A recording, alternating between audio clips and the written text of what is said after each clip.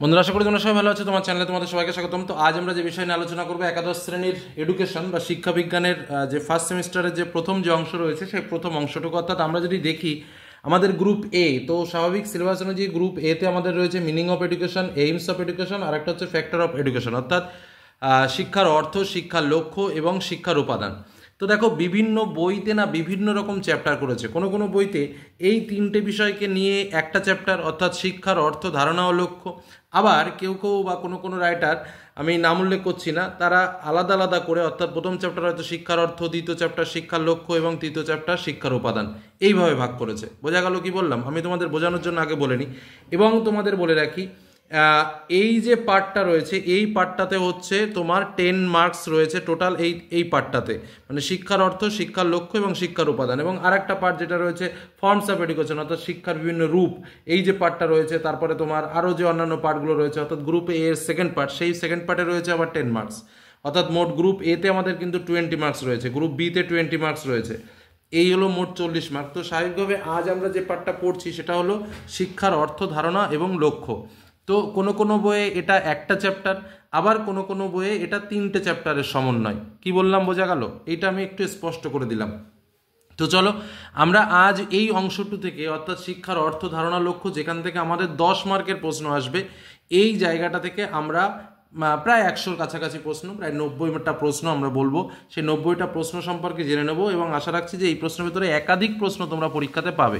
তবে কিছু কিছু কথা, কিছু কিছু টিপস অবশ্যই আলোচনার মধ্যে তোমাদের সামনে শেয়ার করব। সেই কথাগুলো কিন্তু অবশ্যই মনে রাখতে হবে, কারণ এডুকেশন হচ্ছে সাইকোলজি। যেটা তোমার প্রশ্নে আসবে সেই প্রশ্নটা যদি একটু রিডিং পড়ে 2-4 বার পড়ে যদি তুমি উত্তর করতে পারো, তাহলে দেখবে যে অটোমেটিক্যালি সঠিক উত্তরটা তোমার বেরিয়ে আসছে। সেই ধরনের প্রশ্নগুলো আমি আর ব্যাখ্যামূলকভাবে নোটসে তুলিনি, যেটা কিন্তু তোমার স্বাভাবিক ছন্দে যারা একবার একটু রিডিংটা পড়েছো বইটা, তারাই কিন্তু পারবে।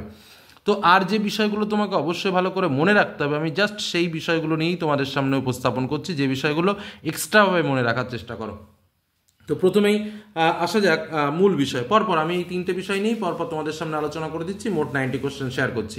প্রথম প্রশ্ন, বাংলা ভাষায় শিক্ষা শব্দটি এসেছে সংস্কৃত শাস ধাতু থেকে, যার অর্থ শাসন করা, নির্দেশ দেওয়া বা নিয়ন্ত্রণ করা। বোঝা গেল? এখান থেকে অনেক রকমভাবে প্রশ্ন আসতে পারে, শিক্ষা শব্দটি কোথা থেকে এসেছে, কোন ভাষা থেকে এসেছে, তার অর্থ কী। ঠিক আছে? এডুকেটাম এর অর্থ হলো প্রশিক্ষণ দেওয়া। এডুকেয়ার শব্দের অর্থ হচ্ছে প্রতিপালন করা বা পরিচর্যা করা। এডুকেশন শব্দটি ল্যাটিন শব্দ এডুকেটিও, ঠিক আছে, থেকে নেওয়া হয়েছে। এটি ই এবং ডিও শব্দের সংমিশ্রণ। ই এর অর্থ হচ্ছে থেকে, আর ডুকো এর অর্থ, শব্দের অর্থ হলো অন্তর্নিহিত কিছু প্রকাশ। এটা একটু শুধু মনে রাখবে, ই মিনস থেকে, এই যে ই শব্দের অর্থ থেকে, আর ডিইউসিও শব্দের অর্থ হচ্ছে অন্তর্নিহিত কিছু প্রকাশ। খুব ভালো করে মনে রাখবে। দেখো এবার বিভিন্ন শব্দ থেকে এডুকেশন শব্দটা এসছে নাকি, ঠিক আছে, মানে বিভিন্ন তত্ত্বতে আমরা পাই। যেমন কেউ কেউ বলছে এডুসিয়ার থেকে এডুকেশন শব্দের অর্থ, এবং এই এডুসিয়ার শব্দের অর্থ হচ্ছে নির্দেশ দান করা। ঠিক আছে? আবার কেউ কেউ বলছে যে না, এডুকেটাম থেকে এডুকেশন শব্দটা এসেছে। এই এডুকেটাম শব্দের অর্থ হচ্ছে শিক্ষাদানের কাজ। আবার কেউ কেউ বলছেন না, এডুকেটাস থেকে এডুকেশন শব্দটা এসছে। এই এডুকেটাস শব্দের অর্থ হচ্ছে লালন পালন করা।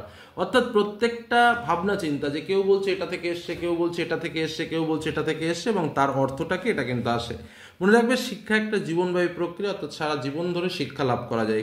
এবার আমাদের এইটা হচ্ছে এডুকেশনের একটা দুঃখজনক ব্যাপার, যে সকলে কোনটা কি বলেছে আমাদের মনে রাখতে হয়, এবং এখান থেকে আমাদের প্রশ্ন আসবেই।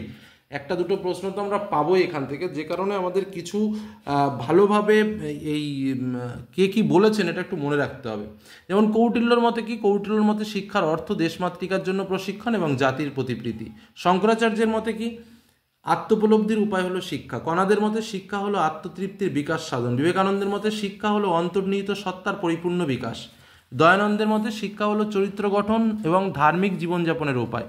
মহাত্মা গান্ধীর মতে শিক্ষা মানুষের দেহ, মন ও আত্মার পরিপূর্ণ বিকাশ। রবীন্দ্রনাথের মতে শিক্ষা বিশ্ব প্রকৃতির সঙ্গে সামঞ্জস্য বিধান করে। অরবিন্দর মতে শিক্ষার লক্ষ্য মানুষকে দিব্য জীবনের জন্য প্রস্তুত করা। অ্যাডামসের মতে শিক্ষা একটি সচেতন ও ঐচ্ছিক প্রক্রিয়া, যার দ্বারা একজন ব্যক্তি যোগাযোগ ও জ্ঞান নিয়ন্ত্রণের দ্বারা অন্য একজন ব্যক্তির বিকাশের সংশোধন ঘটায়। ডিউই, খুব ইম্পর্টেন্ট, শিক্ষা সেই সব গুণের বিকাশ ঘটায় যা তার পরিবেশকে নিয়ন্ত্রণ করতে পারে। ফ্রয়েভেল, শিক্ষা একটি বিকাশ প্রক্রিয়া, এর মাধ্যমে প্রকৃতির রাজ্যে নিজের বিস্তৃতি ঘটে ও মানব সমাজের সাথে একাত্ম হয়। তারপরে রয়েছে ধরো রুশো, বিখ্যাত ব্যক্তি, শিক্ষা শিশুর স্বতঃস্ফূর্ত আত্মবিকাশ যা মানব সমাজের সমস্ত কৃত্রিমতা বর্জিত একটা স্বাভাবিক মানুষ তৈরিতে সহায়ক। মন্টেগু, শিক্ষা হলো মানুষের বিভিন্ন প্রকার মানসিক শক্তির বিকাশ সাধন উপযুক্ত অনুশীলন। অ্যারিস্টটল, সুস্থ দেহে সুস্থ মনের সৃষ্টি হলো শিক্ষা। প্লেটো, শিক্ষা ছাত্রছাত্রীর দেহ ও মনের সৌন্দর্য ও অন্তর্নিহিত পূর্ণতাকে বিকাশিত করে। এই যে কটা নাম দিয়েছি আমারও পড়তে অনেক কষ্ট হলো, বলতেও অনেক কষ্ট হলো, মনে রাখতেও অনেক কষ্ট হয়েছে যখন প্রয়োজন ছিল, কিন্তু তোমাদের এখন এটা করতে হবে, এটা কিছু করার নেই, কোনো অপশান নেই এটার জন্য। নেক্সট, সংকীর্ণ অর্থে শিক্ষা হলো জ্ঞান অর্জন। এডুশিয়ার কথাটির অর্থ হলো নির্দেশনা দান করা। শিক্ষা শব্দটা এসেছে শিখ ধাতু থেকে। এডুকেশন শব্দ এর অর্থ ব্যক্তির অন্তর্নিহিত সত্তার পূর্ণ বিকাশ।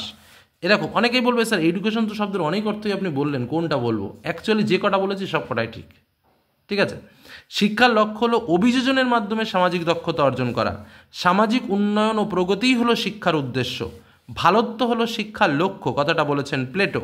শিক্ষার সাংস্কৃতিক লক্ষ্যের অপর নাম হলো কৃষ্টি। বৈদিক শিক্ষার 4টি পর্বকে বলে চতুরাশ্রম। জন ডিউয়ের মতে শিক্ষা হলো অভিজ্ঞতার পুনর্গঠন। সংকীর্ণ অর্থে শিক্ষার বিষয় হলো কিছু পুঁথিগত অভিজ্ঞতা অর্জন। আর ব্যাপক অর্থে শিক্ষা হলো জীবনই হলো শিক্ষা। ব্যাপক অর্থে শিক্ষা হলো মানুষের জীবনযাপনের সক্রিয় প্রক্রিয়া। আবার ব্যাপক অর্থে শিক্ষা হলো সক্রিয় অভিযোজনমূলক সামাজিক প্রক্রিয়া। দেখো এই সংজ্ঞাগুলো কেন এইভাবে দেওয়া, ধরো ব্যাপক অর্থে শিক্ষা দিয়ে সক্রিয় অভিযোজনমূলক সামাজিক প্রক্রিয়া, জীবনযাপনের সক্রিয় প্রক্রিয়া, আর একটা দিয়ে দিল সবকটি, তো উত্তরটা কী হবে? সবকটি। তো এই জায়গাগুলো কিন্তু খুব সাবধানে বুঝে নিতে হবে, ঠিক আছে। পরবর্তী প্রশ্ন, সংকীর্ণ অর্থে শিক্ষক হচ্ছে দাতা এবং শিক্ষার্থী হলো গ্রহীতা। সংকীর্ণ অর্থে শিক্ষা পুঁথিকেন্দ্রিক এবং বিদ্যালয় ভিত্তিক প্রক্রিয়া। এনভায়রনমেন্ট কথাটি এসেছে এনভায়রন থেকে। পরিবেশ কি? জন্মাবার পর থেকে প্রভাব বিস্তারকারী বাইরের সমস্ত কিছুই হলো পরিবেশ। সামাজিক পরিবেশ কি কি? পরিবার, বিদ্যালয়, সংস্কৃতি। কার্ট লুইন পরিবেশকে প্রাকৃতিক ও সামাজিক ও মনস্তাত্ত্বিক এই 3 ভাগে ভাগ করেছেন। পাঠ্যক্রম প্রণয়নের বাস্তব দিক হলো শিক্ষার লক্ষ্য ও উদ্দেশ্য। পাঠ্যক্রমের ভিত্তি 4টি। পেইনির মতে কারিকুলাম কি? প্রশ্নটা আসতেই পারে। তো পেইনির মতে বা কারিকুলামের ভাবনা চিন্তার উদ্যোক্তা হচ্ছে পেইনি। সেই পেইনির মতে কারিকুলাম হলো মানব জাতির সামগ্রিক জ্ঞানের ক্ষুদ্র সংস্করণ। শিক্ষার্থী যা কিছু শেখে তাই পাঠ্যক্রম। কে বলেছে? হর্নি। শ্রেণীকক্ষে শিক্ষক ঢুকলে শিক্ষার্থী উঠে দাঁড়ায়, এটি কি? এটি হলো এক ধরনের লুক্কায়িত পাঠ্যক্রম। নীরবতা পালন, আমরা মাঝে মাঝে বলি না 1 মিনিটে নীরবতা পালন করো, সেই নীরবতা পালনটা কি? এটা হচ্ছে কিন্তু পাঠ্যক্রম বহির্ভূত বিষয়। পাঠ্যক্রম বাস্তবিকরণের সর্বাধিক গুরুত্ব কি? শ্রেণী শিক্ষকদের কিন্তু সবথেকে বেশি পরিমাণে গুরুত্ব থাকে। পাঠ্যক্রম কথাটার অর্থ কি? শিক্ষার লক্ষ্যে পৌঁছানোর পথ বা উপায়। শিক্ষকের প্রধান ভূমিকা কি? বিদ্যালয়ে পঠন পাঠনের মান উন্নয়ন। শিক্ষকের প্রথম কর্তব্য কি? শিক্ষার্থীদের প্রতি। কাদের প্রতি? শিক্ষার্থীদের প্রতি। আধুনিক শিক্ষকদের গুরুত্বপূর্ণ দায়িত্ব কি? জ্ঞান নির্মাণে সাহায্য করা। শ্রেণী শিক্ষণে শিক্ষকের গুরুত্বপূর্ণ ভূমিকা কি? সহায়কের ভূমিকা পালন করা। শিক্ষক শিক্ষিকাদের সঙ্গে ফিডব্যাকের মাধ্যমে সংযোগ রক্ষা করে, এটা মনে রাখবে, শূন্যস্থানে আসতে পারে বা অন্যভাবেও। মানুষের 2টি প্রধান সত্তা, একটা জৈবিক এবং আরেকটা হচ্ছে সামাজিক। মানুষের একটি ক্রোমোজোমে জিনের সংখ্যা 1000-এরও বেশি থাকে। মানুষের কোষে ক্রোমোজোমের সংখ্যা থাকে 23 জোড়া। বংশধারার ক্ষুদ্রতম উপাদান হলো জিন। ভারতে গণতান্ত্রিক শিক্ষার লক্ষ্য হলো গণতান্ত্রিক নাগরিকত্ব বৃদ্ধি করা। এরকমভাবে বিভিন্ন শিক্ষার লক্ষ্য দিতে পারে, দেখবে প্রশ্নের সঙ্গে রিলেটেড, মানে এগুলো পড়লেই তোমরা বুঝতে পারবে কোনটা উত্তর। আমি আর সেগুলো আলোচনা করিনি, মানে জাস্ট একটু ভাবনা চিন্তা করে লিখতে হবে, এটা হচ্ছে এডুকেশনের একটা আলাদা ধরন। ভারতীয় সংবিধানের ধর্মনিরপেক্ষতা হলো মূল ভিত্তি, যা শিক্ষার লক্ষ্য বজায় রাখতে সাহায্য করে। শিক্ষার ব্যক্তিতান্ত্রিক দৃষ্টিভঙ্গি হলো সমালোচনামূলক চিন্তাভাবনা, বিশ্লেষণী ক্ষমতা এবং সমস্যা সমাধানের ক্ষমতা। প্লেটো কিসের দার্শনিক ছিলেন? প্লেটো ছিলেন একজন গ্রিক দার্শনিক। শিক্ষার প্রধান লক্ষ্য হলো কি? জ্ঞান অর্জন। সমস্যা সমাধানের শিক্ষার মাধ্যমে যে দক্ষতার উপর জোর দেওয়া হয় সেটি হলো সৃজনশীল চিন্তা। সমাজে শিক্ষার প্রধান লক্ষ্য হলো পূর্ণতা ও মানবতা। শিক্ষা হলো সম্পূর্ণ জীবনযাপনের প্রক্রিয়া, বলেছেন হার্বার্ট স্পেন্সার। শিক্ষা সার্বাধুনিক মতবাদ যা মানবতাবাদ নামে পরিচিত। মুদালিয়ার কমিশন প্রতিষ্ঠিত 1952 সালে। বর্তমান ভারতের শিক্ষা হলো শিক্ষার্থী কেন্দ্রিক। আধুনিক শিক্ষার জনক বলা হয় রুশোকে। সামাজিক চুক্তিনীতির প্রবর্তক হলেন হেগেল। জাতীয় শিক্ষানীতি যেটা ঘোষিত হয় 1986 সালে। রাধাকৃষ্ণন কমিশন, যাকে বিশ্ববিদ্যালয় শিক্ষা কমিশন বলা হয়, সেটা হচ্ছে 1948 সালের। জীবনব্যাপী শিক্ষা হলো প্রথাগত এবং প্রথা বহির্ভূত শিক্ষা। অদ্বৈতবাদের জনক হলো রামানুজ। ইমেইল এই গ্রন্থের লেখক হলেন রুশো। সমাজের ক্ষুদ্র সংস্করণ বলা হয় বিদ্যালয়কে। রিপাবলিক গ্রন্থের লেখক হলো প্লেটো। জ্ঞান হলো সকল সম্পদের জননী, কথাটা বলেছেন মিচেল। শিশুকেন্দ্রিক শিক্ষার প্রবক্তা হলেন রুশো। SCERT এর সম্পূর্ণ নাম state council of educational research and training. এই নামগুলো খুব সাবধানে কিন্তু পরীক্ষাতে আসবে। NCERT এর সম্পূর্ণ নাম national council of education research and training. শিক্ষা দ্বিমুখী প্রক্রিয়া বলেছেন অ্যাডামস। ব্যাপক অর্থে শিক্ষা হলো একটি মানসিক প্রক্রিয়া। স্বর্ণকণিকা শূন্যভাণ্ডার তত্ত্বের অপর নাম হচ্ছে থিলির মতবাদ।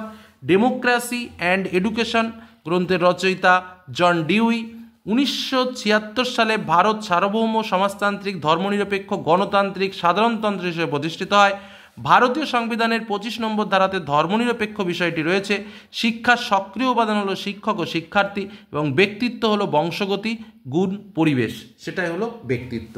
তো এই চ্যাপ্টার থেকে মানে এই 3টে অংশ থেকে মূলত আমি এই কটা প্রশ্ন তোমাদের জন্য শেয়ার করলাম। এবং পাঠ্য বইটাকে একটু রিডিং করে পরীক্ষার হলে যাও, দেখবে এর বাইরে আর কিছু থাকবে না। আর পাঠ্য বইটাকে কঠিন যে বিষয়গুলো আমি এখানেই তুলে দিয়েছি, শুধুমাত্র বিষয়টা বোঝার জন্য আমি পাঠ্য বইটাকে বলছি। কিছু কিছু বিষয় বোঝার আছে যে প্রশ্নগুলো নোটস করে পড়া সম্ভব নয়, যে কারণে পাঠ্য বইটা তোমার প্রয়োজন। ওকে, তাহলে এই প্রশ্নগুলো যদি না জানা থাকে অবশ্যই নোট করে পড়ে ফেলো, আর যেটা বললাম সেটা করো। আশা করি কোনো রকম কোনো সমস্যা হবে না। পরবর্তী যে আরও 3টে অংশ আছে আমি খুব তাড়াতাড়ি তোমাদের সামনে তুলে ধরবো। ধন্যবাদ।